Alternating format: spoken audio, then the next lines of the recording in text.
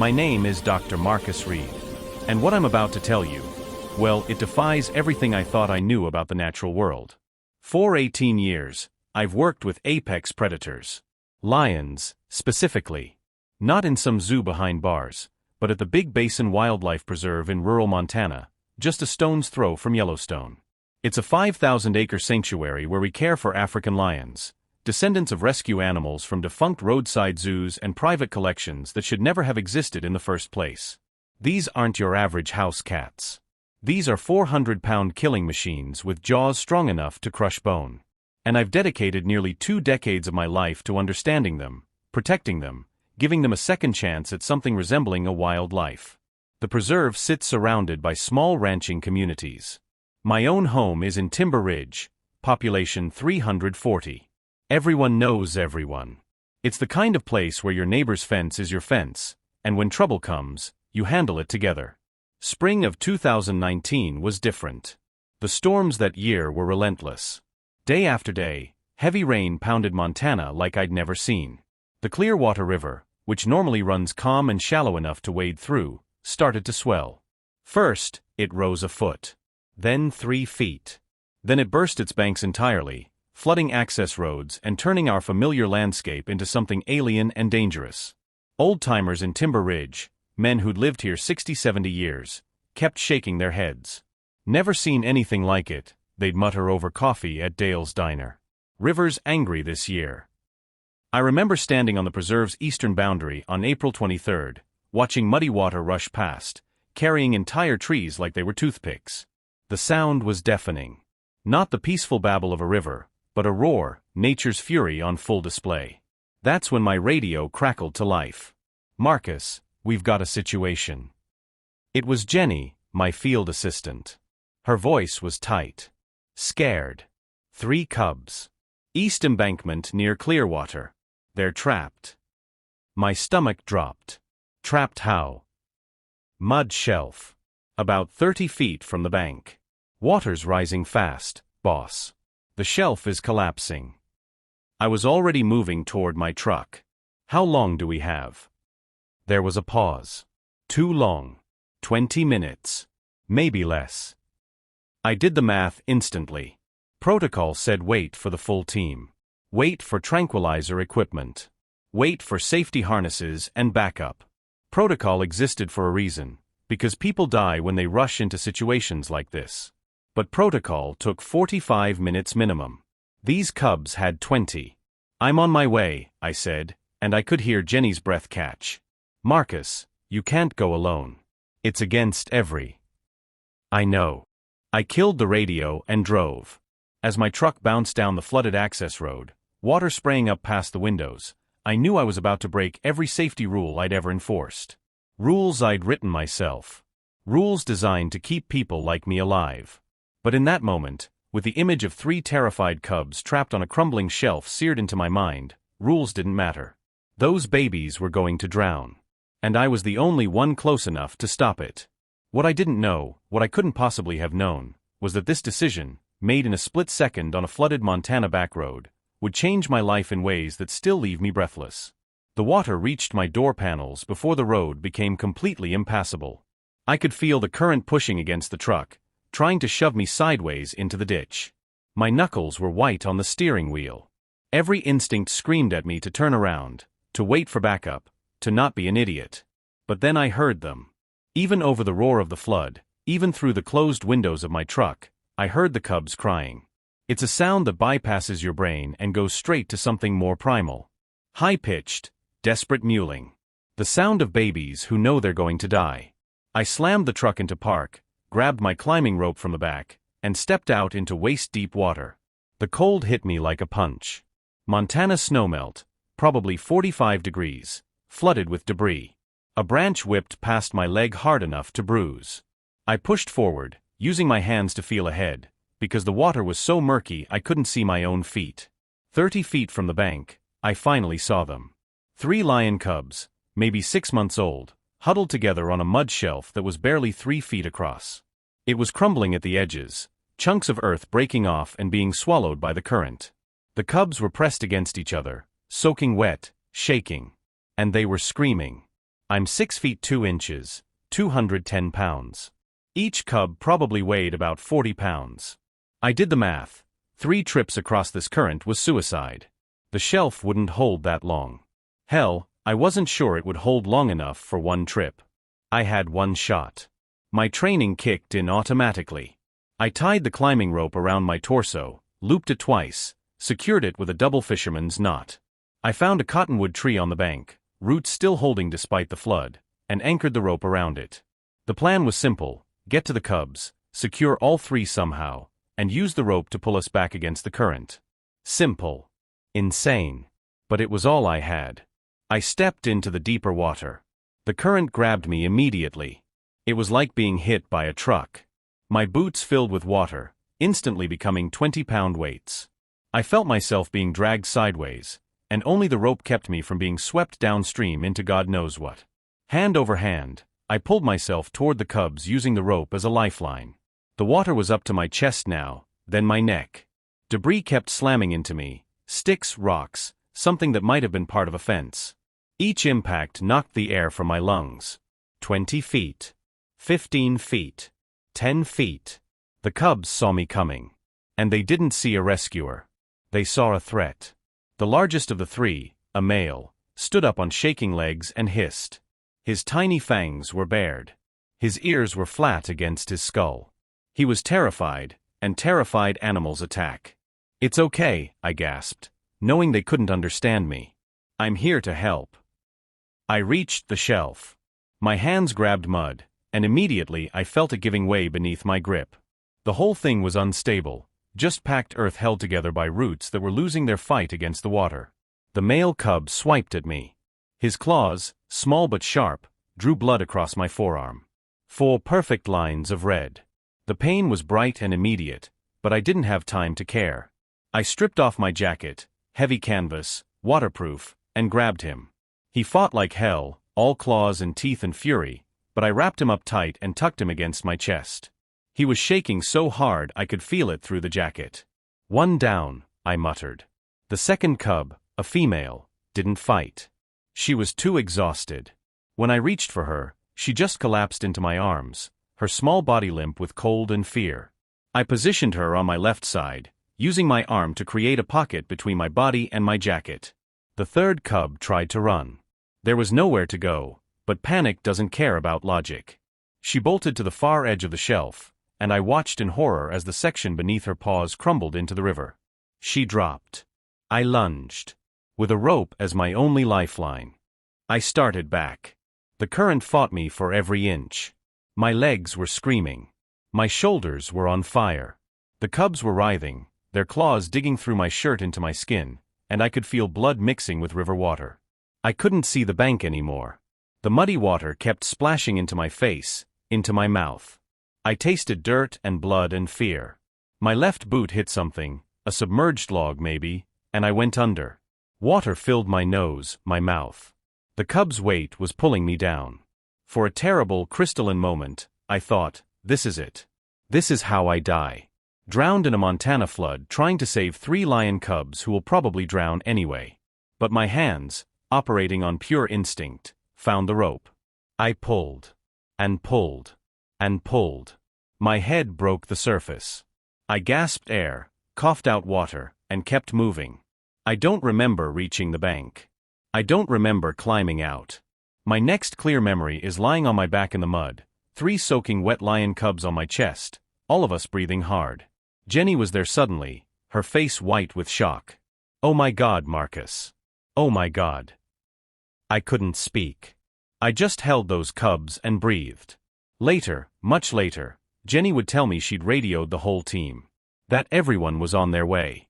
That I'd been in the water for 11 minutes, though it felt like hours. But in that moment, lying in the mud with 3 saved lives shivering against me, I felt something I'd never felt in 18 years of conservation work.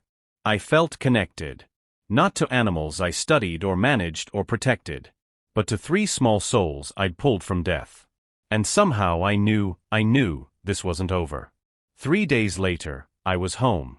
The cubs were safe at the preserve's medical facility, being treated for hypothermia and minor injuries.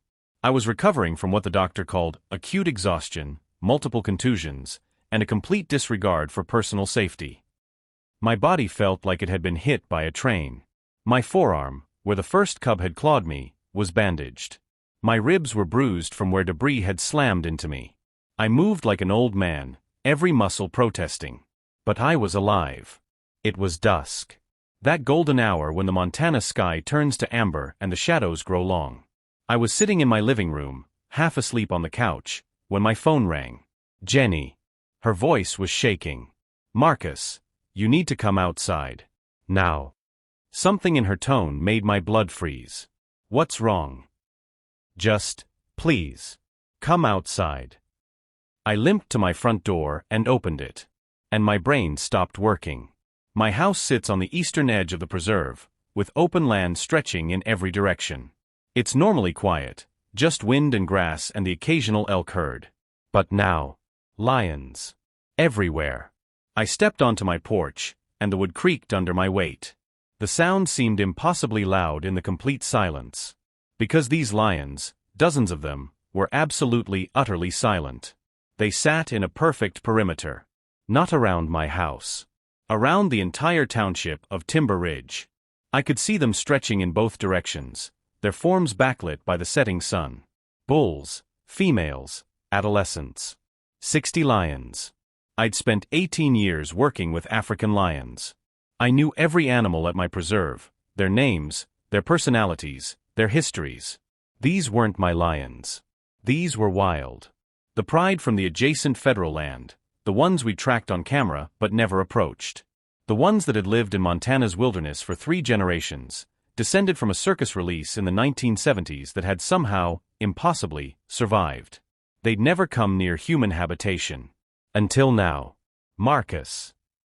Jenny's voice came from somewhere to my left. I turned and saw her standing by her truck, frozen. What are they doing?" I couldn't answer. Because I didn't know. The sun was setting fast, and in the dying light, their eyes began to catch the glow. 60 pairs of eyes. Amber. Gold. Watching. Not hunting. Not threatening. Just watching. The largest male sat directly in front of my porch, maybe 40 feet away. He was massive, easily 500 pounds, with a dark mane that had scars running through it. I'd seen him exactly once before, through binoculars, from half a mile away. Now I could count his whiskers. Our eyes met. And something passed between us that I still can't explain. Not with science. Not with logic. Not with anything I learned in my doctorate program. Recognition. He knew me. My heart was hammering so hard I thought it might break through my ribs. My hands were shaking. Every survival instinct I had screamed at me to run, to hide, to get away from 60 apex predators who could tear me apart in seconds. But something deeper, something older than instinct, kept me still. I understood. The 3 cubs I'd saved, they were from this pride. They'd wandered across territory lines during the chaos of the storm. And this pride, this family, had spent 3 days searching for them. They knew what I'd done. This wasn't a threat. This was gratitude. I felt my legs give out. I didn't decide to sit down, it just happened. I sank onto the porch steps, my eyes never leaving the scarred male. "Thank you," he seemed to say with that steady, ancient gaze. "Thank you for saving our children." Tears were streaming down my face. I didn't remember starting to cry. Around me, I could hear the sounds of Timber Ridge residents emerging from their homes. Doors opening. Quiet gasps. But no one screamed. No one called 911. Because somehow, everyone understood. We were witnessing something sacred. The lionesses began to settle into resting positions. Paws crossed. Heads up. Alert but calm. The adolescents mimicked their mothers. Even the cubs, there were 5 or 6 of them scattered throughout the pride, sat quietly. The golden hour faded into twilight. Then into darkness. And still they stayed. Stars emerged overhead, thousands of them in Montana's clear sky. The temperature dropped. I started shivering, but I couldn't move. Didn't want to move. 2 hours passed. I don't know what I expected. I don't know what I was waiting for. But then, the scarred male stood. The movement was fluid, silent. He took 3 steps forward, closing the distance between us to maybe 25 feet. My breath caught. He looked at me. Really looked at me. And in his eyes, I saw intelligence that matched any human I'd ever known. Depth. Understanding. Memory. He would remember this moment. He would remember me. Slowly, so slowly, he dipped his massive head. A bow. Just like the lioness in the story I'd read once, about a pride in Kenya. But this wasn't a story. This was real. When he raised his head, he released a sound I'd never heard in 18 years of working with lions. Not a roar. Not a growl. Something softer. A rumble that came from deep in his chest. It sounded like goodbye. It sounded like blessing. Then, as if responding to a signal only they could hear, the entire pride rose as one. 60 lions, moving in perfect synchronization. They turned away from Timber Ridge, away from my house, and began to walk back toward the federal wilderness. The females moved first. Then the adolescents. Then the cubs. The scarred male was last. He paused at the edge of the light from my porch.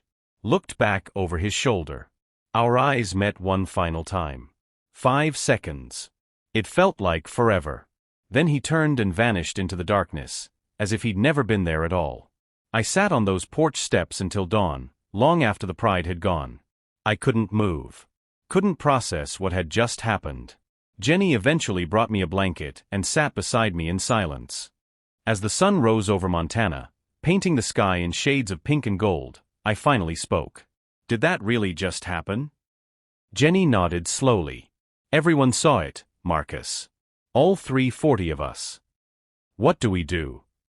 She was quiet for a long moment. We remember, she said softly. We remember that we're not alone on this planet. And that sometimes they remember too. By sunrise, the story had exploded. 340 people had witnessed the vigil. And in 2019, that meant 340 cell phones. The footage flooded social media before I'd even stood up from my porch steps. Most of it was dark, grainy. Shaky hands and poor lighting. But the audio was clear, the absolute silence of 60 lions surrounding a human community. And the rumble of the scarred male's farewell. But one person had captured something extraordinary. Sarah Chun was a wildlife photographer from Seattle, up in Timber Ridge researching a book on Montana ecosystems. She'd been staying at the bed and breakfast on Main Street with professional equipment, including an infrared camera. The footage she captured would later appear in National Geographic. And it showed everything. The perfect perimeter. The coordinated movements. The scarred male's bow. And something else. Something I hadn't seen in the darkness. 3 small forms, moving through the pride. Cubs. My cubs. The ones I'd pulled from the river were there, among their family, watching the vigil. When Sarah showed me the footage, my hand shook so badly I nearly dropped her camera. They brought them, I whispered. They brought the cubs to what? Show them who I was. Sarah nodded slowly. It looks that way. Within 48 hours, Dr. Amelia Thornton arrived from UC Berkeley. She was a lion behavior specialist, one of the foremost experts in the world. I'd read her papers. Cited her research. Never imagined I'd meet her. She sat at my kitchen table, watching Sarah's footage on repeat, her expression cycling between awe and scientific skepticism. This shouldn't be possible, she muttered for the 3rd time. But it happened, I said. I know. I'm looking at it. She paused the footage on a frame showing the scarred male's face in perfect infrared detail. I need to understand why. Over the next week, Dr. Thornton interviewed everyone in Timber Ridge. She reviewed every piece of footage. She examined the preserved scent markers for my jacket, the one I'd wrapped the first cub in. And then she explained it to me. Lions have exceptional long-term memory, she said. We've documented cases of lions remembering specific humans after years of separation. Christian the lion, for example, recognized his rescuers after living wild for over a year. I nodded. I knew the case. But this is different. This is complex social communication. The cubs you saved still carried your scent when they were reunited with the wild pride. That scent would have been all over them. And lion communication through scent markers is incredibly sophisticated, much more than we understood. So the pride smelled me on the cubs? Yes. But more than that. The cubs' stress hormones would have been detectable. Then decreasing. The chemical signature of trauma followed by rescue, by safety.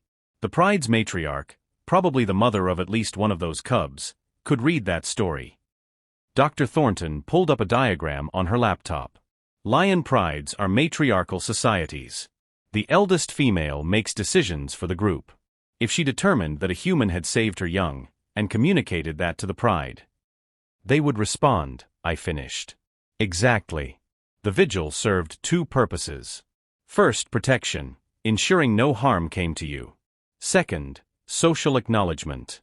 In lion society, debt matters. Reciprocity matters. They were honoring you. It was the most scientific explanation possible for something that still felt like magic. But Dr. Thornton wasn't done. There's something else you should know, she said quietly. Something you haven't told anyone yet. Am I right? I stared at her. How did you? Because I've been reviewing the preserve security footage. And I saw something interesting. The day after the vigil. My mouth went dry. I hadn't told anyone. Not Jenny. Not the board. Not anyone. The morning after the vigil, I'd arrived at the preserve's medical facility to check on the cubs. But they weren't in their recovery enclosure. They were outside it. In the hallway. Uninjured. Calm. Waiting. The facility's exterior door, which had been locked, was open. And on the security footage, you could see them. 3 adult lions from the wild pride, approaching the preserve boundary at dawn. Waiting. Then 3 cubs, my cubs, emerging from the darkness and moving toward them. The adults had escorted them back. Across miles of territory. Through wilderness and danger. They'd brought them home to the preserve. To me. The Federal Wildlife Service confirmed it, Dr. Thornton said softly. Tracking data shows adult lions from the wild pride approached your preserve boundary at 5:47 a.m. They stayed for 11 minutes. Then retreated. They knew, I whispered. They knew the cubs would be safer here. With me. It's unprecedented, Dr. Thornton said. But yes. I believe they made a choice to place those cubs under your protection. Marcus, this isn't just gratitude. This is trust. The paper she published 3 months later would revolutionize wildlife behavior science. But for me, sitting in my kitchen with this woman who'd spent her life studying lions, there was only one truth that mattered. We'd been wrong. Wrong about the depth of animal intelligence. Wrong about the complexity of their emotions. Wrong about the barriers between species. Those lions hadn't just remembered what I did. They'd honored it. And that changed everything. 5 years later, I stand in almost the same spot. My porch. Dusk. The Montana sky turning gold. But everything is different now. The story went viral, over 200 million views across every platform. My face was on news broadcasts in 47 countries. Dr. Thornton's paper was downloaded over 3 million times. But that's not what matters. What matters is what came after. Timber Ridge became a model for human-wildlife coexistence. Researchers from 6 continents have visited. We've hosted symposiums, workshops, educational programs. The preserve's funding increased 20-fold. We built new facilities, hired more staff, expanded our mission from rescue to research. And the 3 cubs, now full-grown lions, became ambassadors. We named them Hope, River, and Stone. Over 100,000 school children have visited the preserve to meet them. To hear the story. To learn that compassion crosses species. Hope is the largest now, nearly 400 pounds of muscle and grace. She still remembers me. When I enter her habitat, she chuffs in greeting, the same sound her wild family made that night. River is gentle, curious. She watches visitors with intelligent amber eyes, as if she knows she's teaching them something important. Stone is protective of his sisters, just like he was that day on the mud shelf, hissing at danger, defending his family. They've lived good lives here. Safe lives. But I know they remember the wild. This morning, almost exactly 5 years after the vigil, I was doing my dawn rounds. The preserve was quiet, just waking up. Mist hung over the grass. I looked toward the ridge that separates our land from the federal wilderness. And I saw him. The scarred male. Graying now around his muzzle, moving a little slower. But unmistakable. He was resting on the ridge, his massive form silhouetted against the rising sun. Our eyes met across 100 yards of Montana wilderness. He didn't move. Didn't threaten. Didn't approach. Just watched. And I understood. He's still keeping watch. After 5 years, through seasons and storms and the passage of time, he's still protecting. Still remembering. Still honoring the bond we formed that day in the flood. I raised my hand. A small gesture. Probably meaningless to a wild lion. But his head dipped. Just slightly. And then he rose and vanished back into the wilderness, as silent as smoke. I stood there for a long time after he'd gone, thinking about everything that's happened. Everything that's changed. People ask me all the time, do you regret it? Breaking protocol? Risking your life? The answer is simple. Not for 1 second. Because that day taught me something that 18 years of education and experience never could. We share this planet with beings whose emotional depth we've barely begun to understand. Intelligence isn't uniquely human. Neither is gratitude, or honor, or love. The line between us and them, it's far thinner than we ever imagined. Maybe it doesn't exist at all. Every act of kindness echoes. Every life we save might just save us in return. Not always in ways we expect, but always in ways that matter.